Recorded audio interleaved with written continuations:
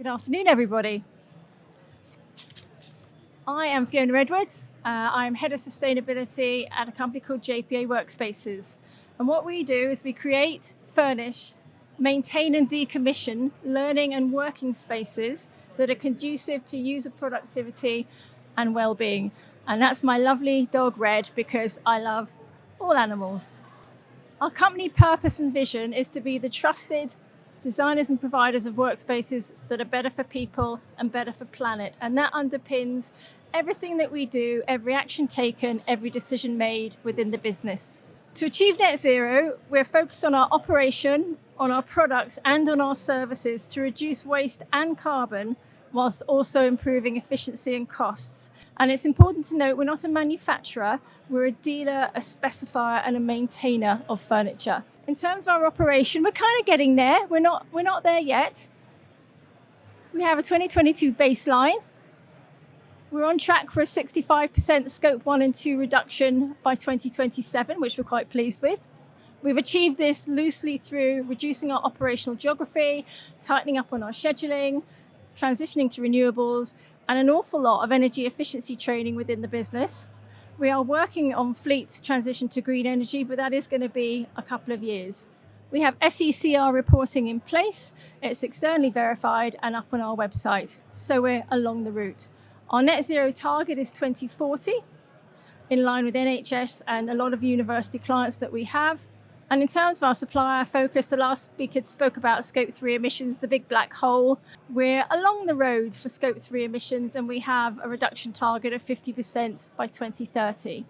Something that we're really proud of is we're also a zero to landfill company. We've managed to find recycling and recovery streams for all of our waste, whether it's our clients' furniture waste or our own waste. Products and services, well, a lot has changed over the last 30 years, as you can see. If we said back then we have paperless offices in 2024, they'd have thought you're mad, absolutely mad. And those filing cabinets, which used to be in every office in the 90s, are now almost as extinct as the dodo. Fast forward 30 years or more, technology advances, cost of living crises, COVID, hybrid working, smart working, hot desking, and a myriad of trends have all shaped the way we furnish and use our office workspaces. And simultaneously, the waste not, want not ethos of previous generations and the service and support ethos of suppliers have largely become a thing of the past, leaving literally mountains of furniture waste in their wake. And I'm sure everybody has seen the skips of office furniture outside buildings languishing in the rain and destined for the landfill, which brings with it, again, nothing but nasties. Furniture waste has also been accelerated by a focus on short-term cost rather than long-term value. And in turn, that's created yet more carbon, more pollution, more use of finite resources, more nature destruction, and more cost.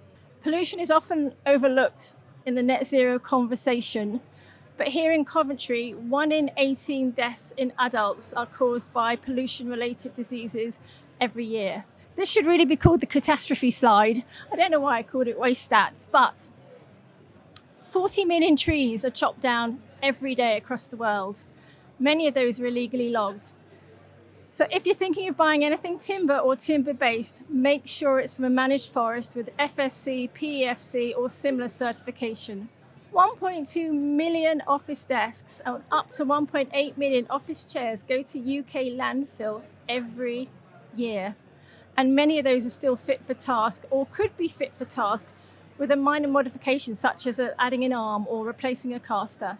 Up to 30% of a building's carbon over its lifetime can be the furniture because it's replaced unnecessarily frequently and unnecessarily due to trends and fads. So what are we doing about all this waste and how are we contributing to net zero? And the answer is we're trying to optimize the life cycles of our clients' new and existing products, thereby slowing resource consumption until circular design becomes more of the norm. In our furniture iceberg model, typically only the top is seen. The bit above the water is the first 1 to 5 years of furniture use.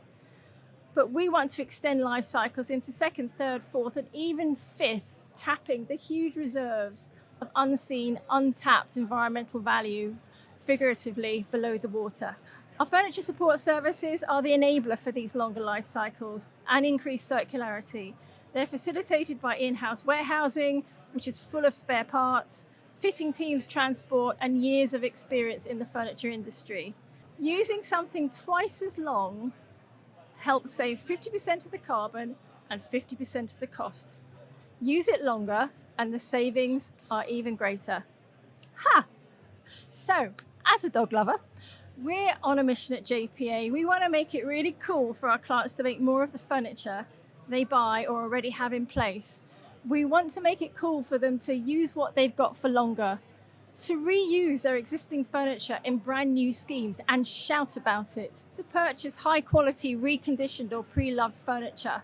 As long as you have somebody to support you, this is all okay, and we want to make it cool for all the benefits that reuse brings. And this is what cool looks like in action.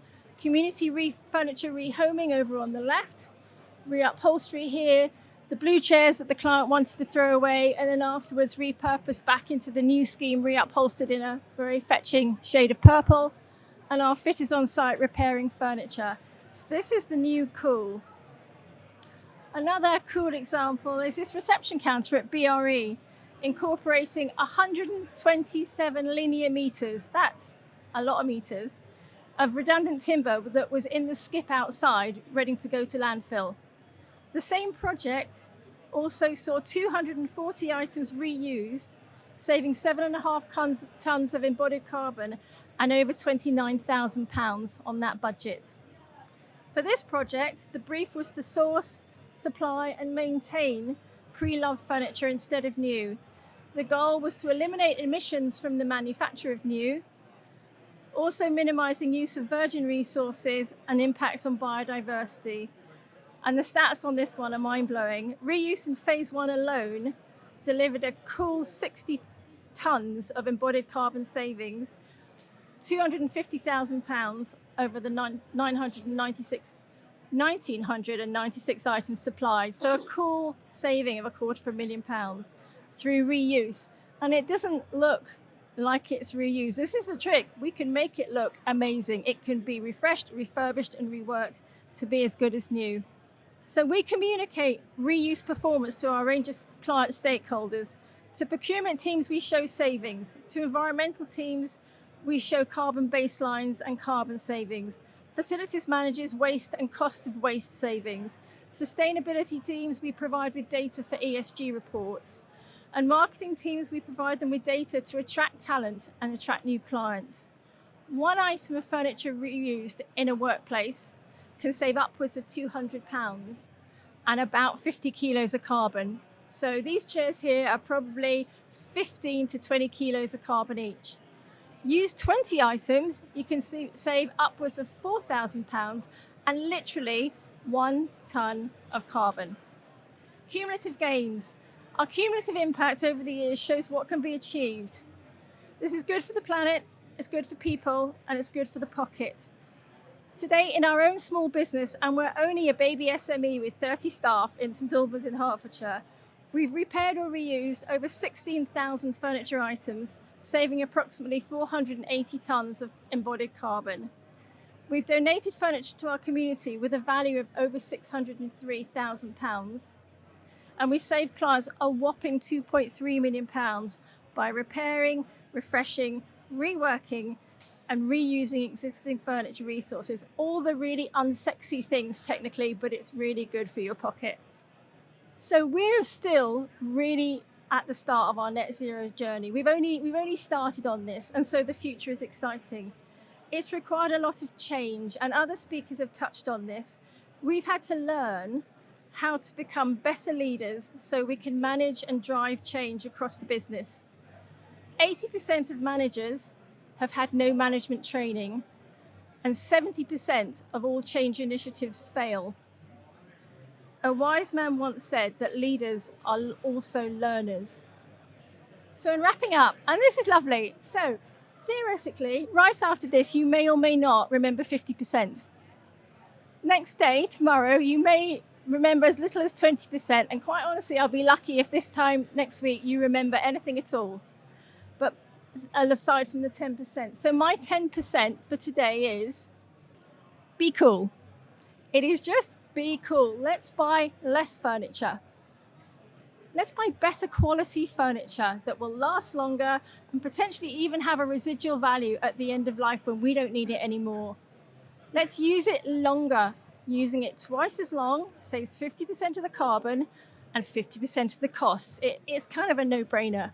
Let's badger our suppliers to help us maintain it and take it back. We have the power of the pound. We will do anything for our clients, so badger the suppliers. Let's also ask them about carbon calories of our furniture. What does this mean? What does it contain? What does it look like if I throw these 10 items away? Because we've all got to become more carbon literate. And when at the end of its life, you really have no use for it, you can't think of anything else to do, try and ensure it doesn't go into the ground so that more people get to use those resources and they go round in a circular fashion. Thank you so much for your patience and your time.